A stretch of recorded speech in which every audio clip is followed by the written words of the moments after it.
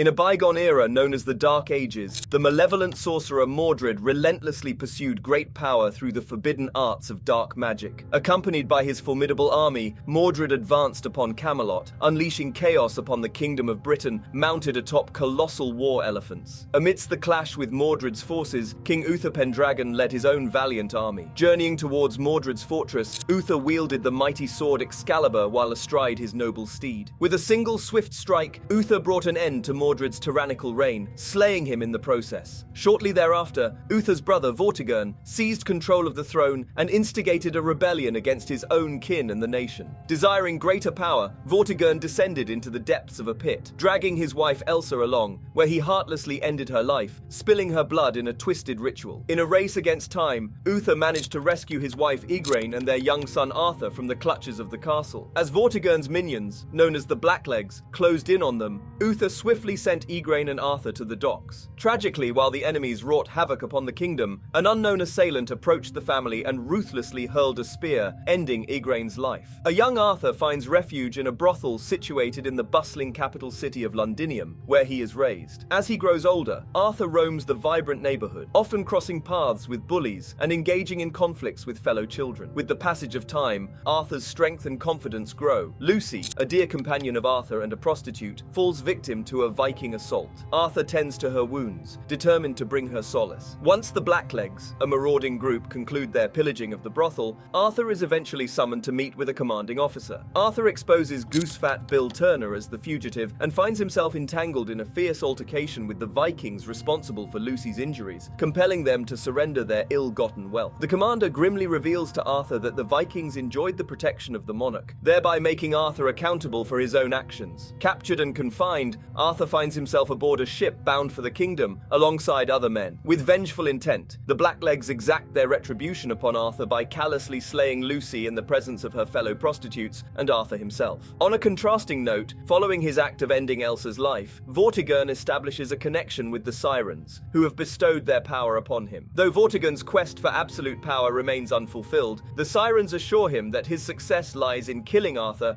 and claiming the sword's power. Subsequently, Vortigern learns of the sword's hidden location, concealed beneath a dredged-up rock from the depths of the ocean. Arthur finds himself among a multitude of men, all compelled to test their mettle in an attempt to withdraw the sword from the stone. As Arthur steps forward, a glimmer of hope arises as he witnesses the sword gradually emerging from the stone. Transient visions assail him, accompanied by an overwhelming surge of power that eventually causes him to lose consciousness. When Arthur regains awareness, he finds himself confined within Vortigern's dungeon. The king enters and reveals to Arthur the exact emotions and experiences he himself had encountered until that point. Vortigern divulges the identity of Arthur's father and recounts the tale of how he initially acquired the sword. However, Vortigern harbors unwavering intentions of retaining authority solely for himself, thereby necessitating Arthur's elimination. A mysterious woman known as the Mage seeks out Sir Bedivere, a former commander who once served under Uther. Sent by Merlin, she arrives to aid Arthur on his quest. Meanwhile, Vortigern decides that the punishment for Arthur shall be death. Cunningly concealed, the mage employs her skills to summon hawks that swoop down upon Vortigern's troops,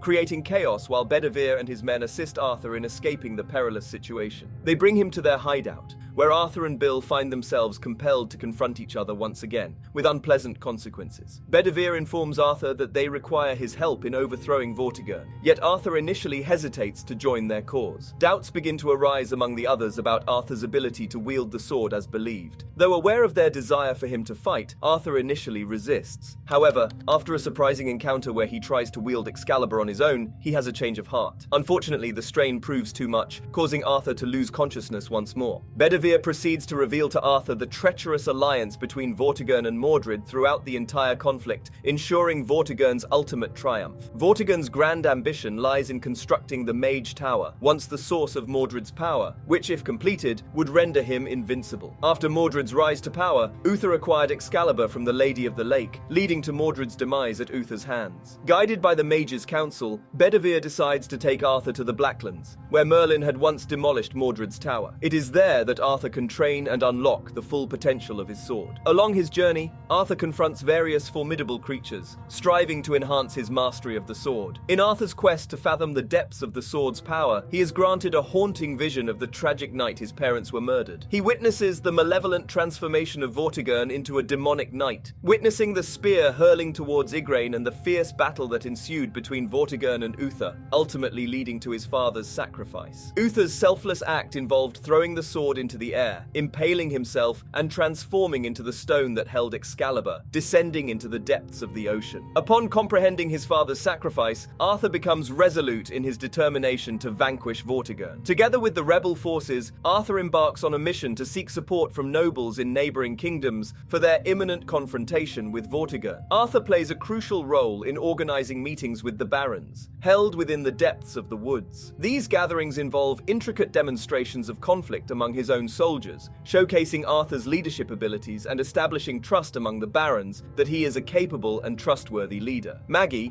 who serves as Vortigern's maid, is revealed to be a covert spy for Bedivere. She discreetly informs the rebels that Vortigern has formed an alliance with a Viking baron, raising concerns among their ranks. With Vortigern's imminent arrival in Londinium, the rebels make the decision to launch an attack. Taking refuge in a tower, they await Vortigern's arrival while Bill stands guard, armed with his bow and arrows. To their surprise, Arthur reveals that Vortigern has sent a decoy in his place. As Bill releases his arrow, chaos ensues as the attack commences. The rebels are forced to flee, with Baclac and Rubio sustaining injuries in their hasty escape. Baclac, determined to rendezvous with them later, remains behind while Rubio selflessly sacrifices himself, allowing Arthur and the others to scale a wall and seek sanctuary at George's school. However, their respite is short-lived as the Blacklegs assail the school, leaving the rebels with no choice but to defend themselves. In a crucial moment, Arthur discovers a Blackleg holding the mage hostage at knife point. Empowered by the magic emanating from Excalibur, Arthur channels its might and swiftly eliminates the Blacklegs with a powerful swing of the legendary sword. Amidst the chaos engulfing Londinium, the rebels find respite in a secure location for the night. Rubio and his son Blue reunite with their companions upon their arrival, seeking solace in their company. However, Greybeard, Vortigern's merciless general, relentlessly pursues Baclac, leading the two villains to track him down and subject him to interrogation. In order to protect both his father and himself, Blue must feign unfamiliarity when he returns for Baclac's aid. In a twisted turn of events, Vortigern decides to sever one of Baclac's ears, using it as a test to ascertain whether Blue is telling the truth. Blue desperately pleads with Vortigern to stop the cruel act, but his pleas go unanswered. Filled with anguish, Blue is left wondering about the whereabouts of Arthur and the sword. In a daring move, Arthur rushes in to rescue Blue, but tragically Blue witnesses the brutal murder of his father at the hands of Vortigern, while Arthur carries him away from the gruesome scene. Consumed by a sense of failure towards his comrades, Arthur makes a heart-wrenching decision and casts Excalibur into the depths of the water. In his desolation, he finds himself drawn into a small pool by the Lady of the Lake, leading him through the enchanting forest. The lady presents Arthur with a vivid vision, revealing the dire consequences that will befall the kingdom and its people if he fails to halt Vortigern's relentless pursuit of absolute power. Upon his return, Arthur reunites with Bedivere, George, and Percival. However, their joy is short-lived as they arrive at their hideout to discover a devastating scene. Their allies and friends have been mercilessly slain. In this moment of despair, Greybeard appears, delivering a grave warning that unless Arthur surrenders himself and the sword by day's end, Vortigern will execute Blue and the mage. Driven by desperate circumstances, Arthur makes the decision to surrender himself and the sword to Vortigern. As part of the arrangement, the mage is set free through negotiation. Yet, before any harm can befall Arthur, the mage harnesses her mystical powers, summoning a colossal serpent that engulfs Greybeard and the other Blacklegs, ending their threat. Empowered by this turn of events, the rebels seize the opportunity to liberate the remaining prisoners held captive by Vortigern, engaging in a fierce battle against the Blacklegs. So that's all from today's video. If you enjoyed it, remember to leave a like, subscribe, and ring that bell icon so you never miss our upcoming video. And don't forget to share your thoughts in the comments section. Stay tuned, and we will catch you in the next video.